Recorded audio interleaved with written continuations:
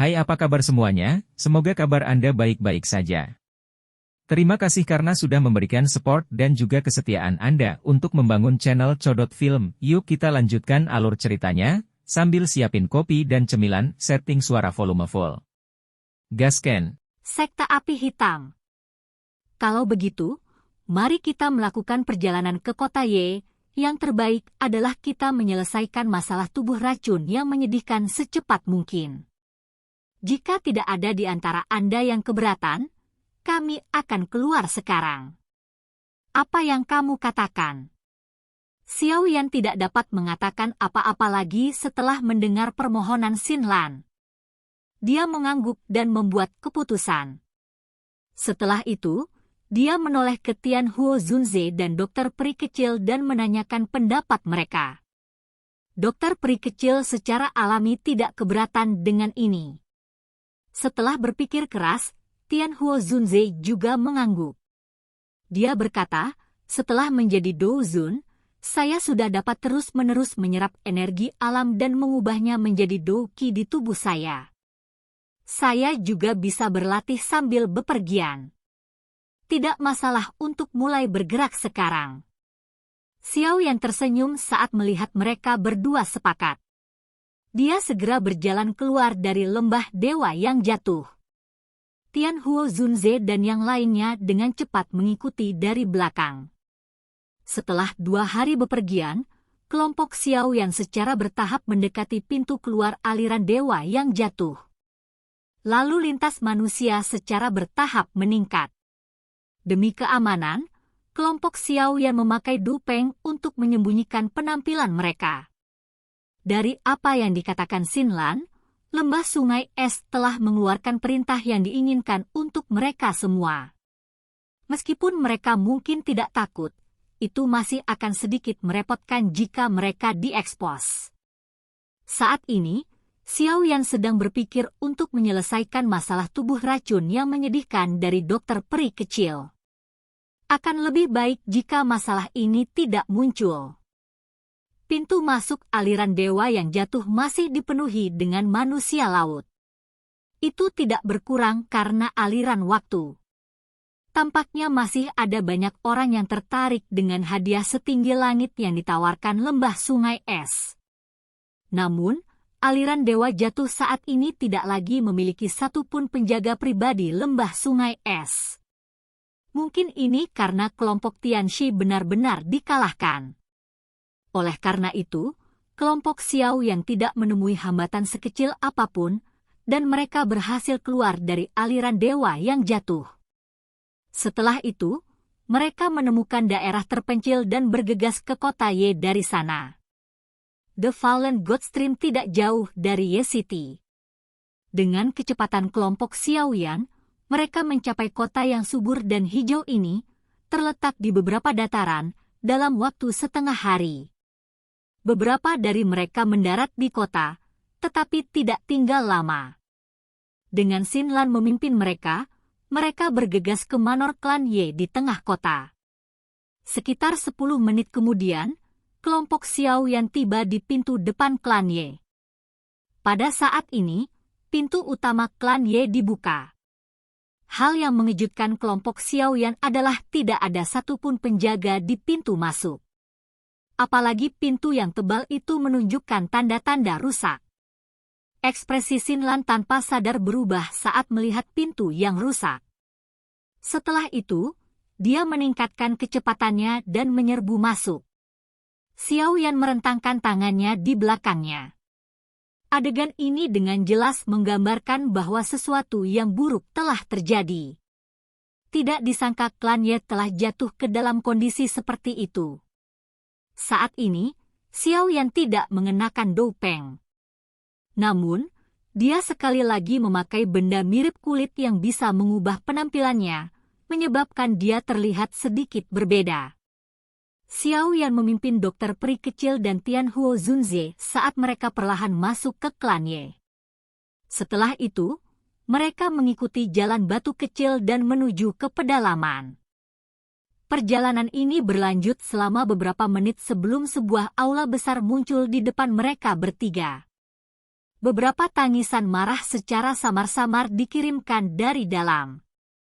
Memang, klan yang telah diwarisi dari generasi ke generasi telah menurun sampai sejauh itu.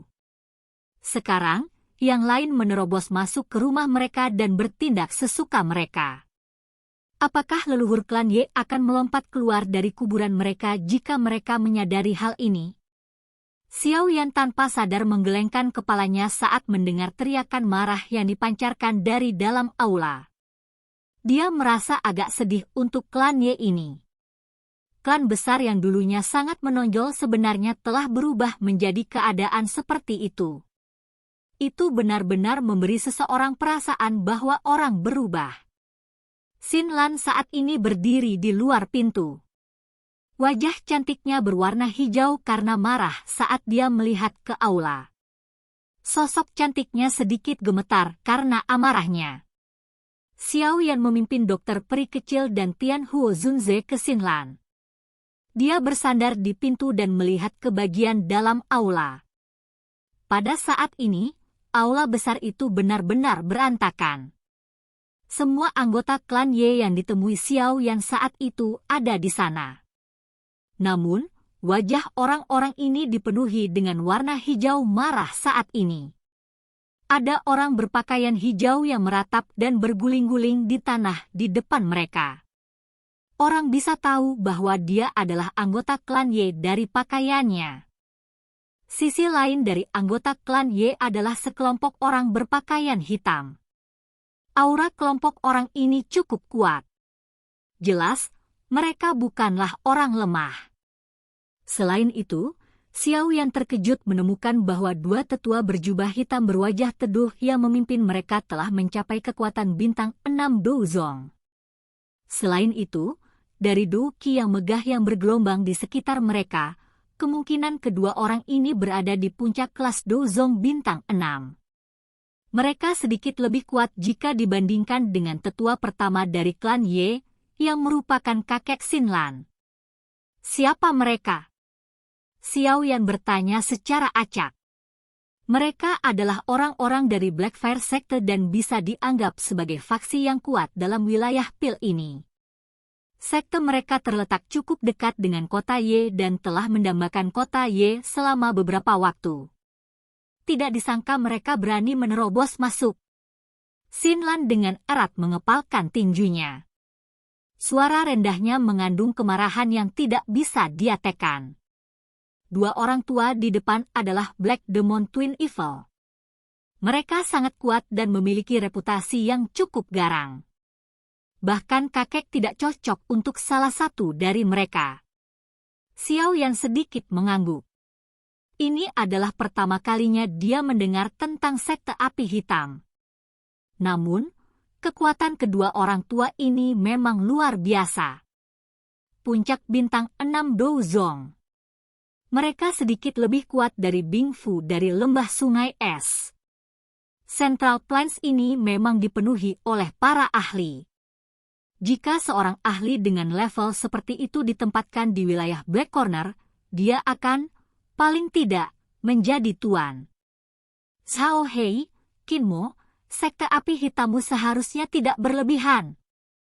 Klan Yesaya mungkin tidak lagi memiliki kemuliaan masa lalunya, tetapi jika kami benar-benar bertarung dengan sekte api hitam Anda, itu tidak akan menguntungkan Anda dengan cara apapun. Orang tua berpakaian hijau di aula besar itu sangat marah saat dia berteriak dengan marah. Hehe, Yezong, kamu harus menggertak di depan kami berdua. Klan Ye Anda saat ini tidak lagi memiliki kualifikasi untuk terus disebut sebagai salah satu dari 5 klan besar di wilayah Pil. Salah satu tetua berpakaian hitam terkemuka sedikit tertawa ketika mendengar ini sebelum mengejek Yezong. Kali ini, kami berdua datang untuk menggabungkan klan Ye Anda di bawah kami atas perintah pemimpin sekte. Jika Anda menyerah, sekte api hitam kami tidak akan memperlakukan Anda semua dengan lusuh.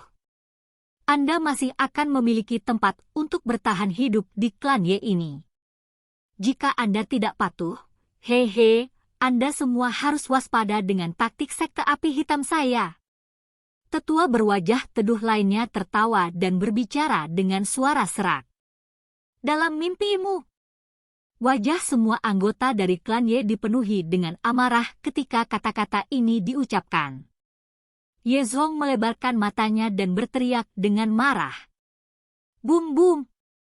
Teriakan Ye Zong baru saja terdengar ketika banyak bayangan hitam tiba-tiba keluar dari tangan dua orang tua berpakaian hitam. Setelah itu, mereka mendarat di aula besar sambil mengeluarkan suara, bum bum. Ekspresi semua orang langsung menjadi sangat hijau ketika mereka melihat ini karena bayangan hitam adalah peti mati hitam pekat. Terimalah peti mati ini jika Anda tidak ingin mematuhinya. Orang tua berpakaian hitam yang tampak teduh tersenyum padat ke arah Ye Zong. Aura dingin dan agung perlahan menyebar dari tubuhnya. Setelah itu, raungan terdengar di dalam aula besar ini, menyebabkan beberapa anggota klan Ye yang lebih lemah menjadi sedikit pucat. Xiao Yan terus berada di dekat pintu. Dia menyipitkan matanya dan menyaksikan pertunjukan yang diputar di aula. Sekte api hitam ini benar-benar tidak menunjukkan belas kasihan saat mereka bertindak. Dia menghitung jumlah peti mati dan menemukan bahwa ada satu lebih dari jumlah anggota klan Ye saat ini di aula. Peti mati ekstra itu mungkin disiapkan untuk Xin Lan. Hanya saja orang-orang ini tidak menyadari bahwa Xin Lan telah mengikuti di samping Xiao Yan selama beberapa hari ini. Xin Lan di sampingnya dengan erat mengepalkan tangannya. Tubuh cantiknya bergetar karena amarahnya. Sesaat kemudian, ekspresinya tiba-tiba meredup. Dia tidak dapat melakukan apapun dengan kekuatannya saat ini. Kakak Xiao Yan, tolong bantu klan Ye, kan? Xin Lan bersedia melakukan apapun selama klannya baik-baik saja. Xiao Yan, yang telah memiringkan kepalanya, tiba-tiba terkejut. Dia menoleh dan menatap gadis berpakaian biru, yang telah menundukkan kepalanya. Matanya merah saat dia menggigit bibir bawahnya yang merah. Xiao Yan dengan lembut menghela nafas saat melihatnya. Tenang, ini bukan hari pertama kamu mengenalnya. Apa kau tidak tahu seperti apa karakternya? Dokter peri kecil tanpa sadar menggelengkan kepalanya dengan rasa kasihan, dan dia dengan lembut menghibur dengan senyuman setelah melihat penampilan Xin Lan. Karena saya sudah memberikan kata-kata saya secara alami akan membantu Anda. Pada saat ini, Ye Zong di aula besar sangat terguncang oleh tindakan kejam sekte api hitam ini. Dia melihat peti mati itu dengan kilau dingin di matanya saat perasaan sunyi melonjak ke wajahnya. Apakah klan Ye yang pernah menonjol mencapai tahap seperti itu di tangannya?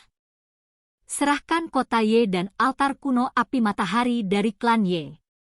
Sekte api hitam saya tidak ingin melakukan sesuatu yang begitu kejam. Saya akan memberi Anda waktu 5 menit untuk memikirkannya. Kehidupan semua tua dan muda di klan Ye akan ditentukan oleh keputusanmu. Orang tua berpakaian hitam itu tersenyum dengan sikap yang menyeramkan sementara dia perlahan mengancam Ye Zong. Wajah Ye Zong sedikit mengejang saat mendengar ini. Seluruh tubuhnya gemetar. Dengan kekuatan sekte api hitam saat ini, sangat sulit bagi klan Ye untuk terus bertarung dengan mereka. Suasana di dalam aula besar menjadi sangat menekan karena keheningan Ye Zong. 5 menit ini berlalu dengan cepat dalam keheningan. Senyuman lebat dari dua pria tua berpakaian hitam perlahan melebar ketika 5 menit berlalu. Energi yang melonjak secara bertahap berkumpul di telapak tangan mereka. Ye Zong, kaulah yang mencari akhir seperti itu. Jangan salahkan kami berdua. Desahan lembut akhirnya terdengar dari luar pintu tepat saat niat membunuh melonjak dari dua pria tua berpakaian hitam ini. Mereka berdua terkejut, dan mereka tiba-tiba berbalik, hanya untuk melihat seorang pria muda bersandar di pintu. Mata mereka menjadi dingin dan kutukan diludahi dari mulut mereka. Enyah! Pemuda itu mengabaikan mereka. Dia menggerakkan kakinya dan perlahan berjalan ke aula besar. Suara yang tenang dan lembut perlahan terdengar seperti gelombang air. 1 menit. Bawalah peti mati bersamamu dan keluarlah dari kota Y. Jika tidak, Anda bisa tetap di sini. Silahkan pergi ke. Oke guys, jangan lupa like, comment, share, and subscribe di channel Codot Film. See you next video, peace out and bye-bye.